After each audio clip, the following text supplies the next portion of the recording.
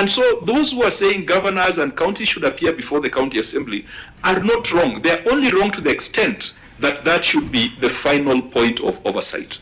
There is secondary oversight that Parliament exercises, and we are doing that pursuant to the constitution we have, not the constitution that we wished we had.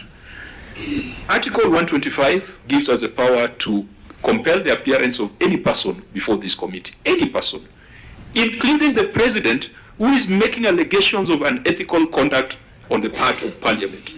I want to challenge the speakers of the two houses, because they are the ones who chair the Powers and Privileges committees, pursuant to the Parliamentary Powers and Privileges Act. They need to issue a summons to the president, for the president to come and explain who are those people who are demanding bribes, who are those people who are given bribes, because you cannot try Parliament in a kangaroo court when statute already has clear provisions for dealing with unethical conduct on the part of members of National Assembly or members of the Senate.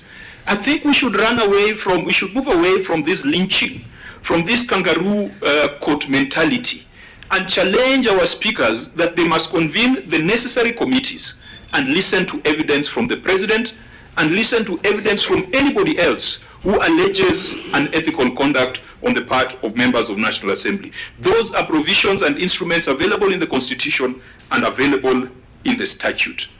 And the question is, for those who claim that they bring bribes to Parliament, why would you bribe Parliament if you're not guilty, in the event that that was to happen? But even for us to determine the veracity of those allegations, Speaker Wetangula and Speaker Kingi, you are the defenders, you're the heads of this institution. You must now exercise Article 125 and summon the president. That article does not exclude the president. It says any person, Parliament has the power to summon them. Let the president come before a committee of Parliament. Let him repeat the things he has been saying in public rallies, the things he has been saying in other places. Let him bring that evidence so that it is processed in accordance with the law.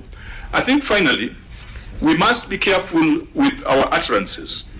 There are powerful political players in this country who, when they say things, the people take it almost as common law. We must always refer back to the Constitution. We must respect institutions. Parliament is also an institution that deserves respect. The judiciary is also an institution that deserves respect, and it has made certain proclamations and directions on this issue of oversight.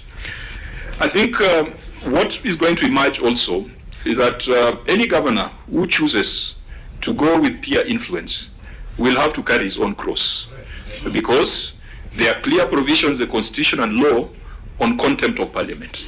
And honorable members, we must tighten the penalties and sanctions on contempt of Parliament.